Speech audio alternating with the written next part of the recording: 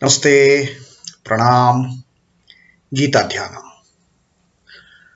Om Parthaya Pratibodhitam Bhagavata Narayanena Swayam Vyasena Gratitam Purana Munina Madhye Mahabharatam Advaitam Ritavarshinim Bhagavatim Ashtadashadhyayinim Ambatva manusandadhami Bhagavad Gita Bhavadveshini.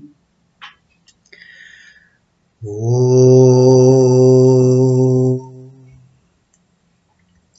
Bhagavad Gita, with which Lord Narayana himself gave enlightenment to Arjuna, the ancient sage Vyasa included it in the Mahabharata. O Goddess, contained for 18 chapters. O my affectionate mother, the destroyer of rebirth, I meditate upon thee. Krishna Vandana. Vasudeva Sutam Devam Kansachanura Mardanam Devaki Paramanandam Krishnam Vande Jagadguru. Son of Vasudeva, the slayer of Kansa and Chanur, extreme delight for Mother Devaki, O Lord Krishna, the supreme teacher of the universe, my salutations to you. Srimad Bhagavad Gita, the 6th Adhyaya, Dhyana Yoga, and today we will read the 17th Shloka. The 16th Shloka that we read last time, Sri Krishna has given us that cautionary note as to for which person yoga is not at all possible. In no uncertain terms, Krishna told Arjuna, Krishna has spoken to Arjuna, O Arjuna, but he has given this message to the entire humanity, to all of us, that na natyashnatastu yogosti na chaika ekanta manashnataha na ati ashnataha. Ati ashnataha is one who keeps on eating too much. For him, na yoga asti. For him, yoga is not there. One who eats too much. And also for the one who abstains, totally abstains from eating. That nacha ekantam anashnataha. Anashnataha. One who stops eating. So the person who is getting into these two extremes, eating too much, eating none at all, and another category of the people who cannot become yogis, who cannot have the self-realization, they are nachati swapnashilasya, nacha ati swapnashilasya. Ati swapnashilasya is sleep. Not for them who sleep too much. Nacha ati swapnashilasya jagrato na evacha. O Arjuna, Arjuna, yoga is not for even those who jagrata, who don't sleep at all, who keep on remaining awake without any sleep, without any rest. That is also a torture. Just abstaining from sleep, abstaining from the food, abstaining from the sleep, that is a torture. Eating too much, sleeping too much, that again is a problem. So Sri Krishna has told us that these type of people, they cannot attain to yoga. Na tu yoga asti. For them there is no yoga.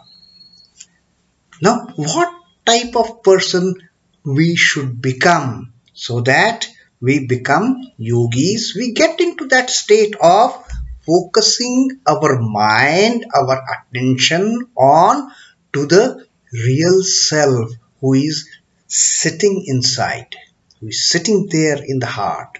So Sri Krishna says, what is it that is conducive for attaining that state of yoga. Yuktāhāra-vihārasya yukta-cheṣhṭasya karmasu yukta-svapnāvabodhasya yogo bhavati duḥkha-hā. For these type of people, it is not only that they can attain to yoga, but they can attain to that yoga which is duḥkha-hā, which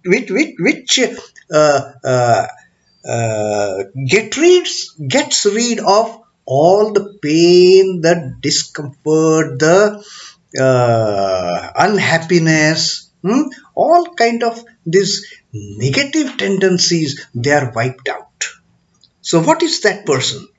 Yuktāhāra-vihārasya. Yukta is moderation. The one who is moderate, the one who is temperate in āhārasya-vihārasya, in his food as well as in recreation, in everything is in moderation. He eats what is required, like Sri Ramakrishna had told us in the last shloka that we read. Sri Ramakrishna's advice to people that you may eat good quantity during the daytime, but let your food at night be sparse and easily digestible. So be moderate. Krishna says, yuktāhāra-vihārasya. You have your food in moderation. And even vihārasya, the recreation also. Don't go without any recreation. Don't go without any entertainment for that matter. Everything in moderation. Everything in moderation is very conducive for performing yoga. Then again, yukta-cheṣhṭasya karmasu. When you are performing any task, any action, any work, yukta-cheṣhṭasya, the exertion of duty should be in moderation. The performance of that duty should be in moderation. Don't overwork, don't underwork. Just in moderation. Whatever efforts are required to do that work, put in the efforts judiciously, moderately.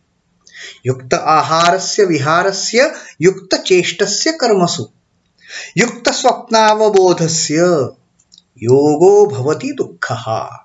Yukta-svapnāvabodhasya. Even the sleep, one who is moderate in sleep. One who is moderate in sleep and bodhasya, wakefulness. Everything in moderation. Like our diet and recreation in moderation. Our sleep and wakefulness in moderation. So that kind of person, what Sri Krishna says, yogo bhavati duḥkha-hā. For him, the yoga becomes destroyer of pain, destroyer of misery, destroyer of all unhappiness. Yogo bhavati duḥkha-hā. For him, who is moderate in eating and recreation, temperate in his actions, moderate in performing the actions, in the efforts that are put into the actions, who is regulated in sleep and wakefulness, yoga becomes the destroyer of pain, the destroyer of misery, the destroyer of unhappiness. That is the state of elation one gets into. And that's what Sri Krishna is telling about the Shanti and Nirvana, when he told that in the earlier shloka, that this is what a person who gets into yoga ends up with. Parama Shanti and Nirvana. So here Sri Krishna is once again the same fact he is putting in other words, that for him the yoga becomes the destroyer of pain, destroyer of misery, destroyer of happiness. Yoga-bhavati duḥkha. Physical exercise, as much as the spiritual sadhanas, is incumbent on the yogi, but it has to be resorted to moderately. Everything in moderation. Whether your work, whether our sleep, whether our food, whether our recreation, Everything in moderation, and all these things are required. One cannot remain without these things. One cannot remain without action. One cannot remain without food. One cannot remain without sleep. One also cannot remain without recreation. But to what extent we should get involved in all these? And Sri Krishna gives us the answer here. It should be in moderation. The duties of the yogi are very consequential, and they have to be discharged meticulously and as regularly as the movements of the planets. Everything has to be in proper coordination. Everything has to be in proper moderation. Just imagine whether the earth that is moving at certain speed, rotating around herself, and then in the solar system. Now supposing this speed becomes too fast or too slow, what happens? Everything will go haywire. Everything has to be done in the right spirit, in the moderation. The merit in him in the midst of these activities is he is free from body consciousness.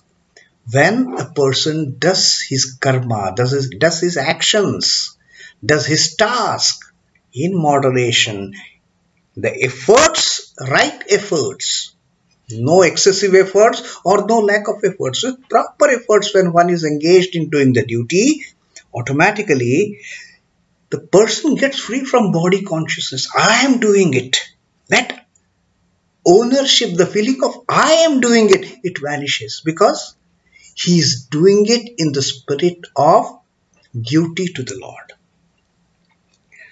Meditation therefore becomes easy and spontaneous for such a person, whether he or she doing meditation with this kind of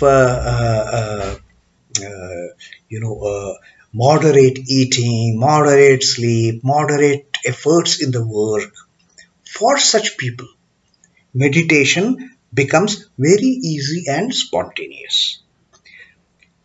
Pain is always associated with the diseased body and mind.